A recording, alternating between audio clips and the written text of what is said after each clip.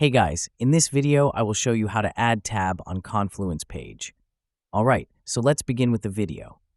First off, let's navigate to the Confluence website. After signing in, you'll be shown a list of projects you're working on.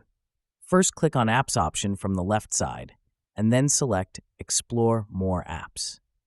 After accessing the Apps Management page, it's time to install the app that will allow us to add tabs to our Confluence page.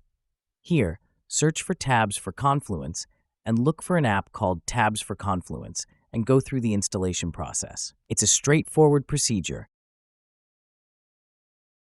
And once done, it's time to head back to your space. Click on your space to proceed.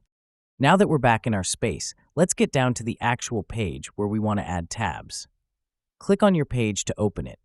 You will see 3 dots on the page indicating more options. Click there and then select Edit. Once in edit mode, type in /tab in the command line. This action prompts Confluence to suggest the Tabs option.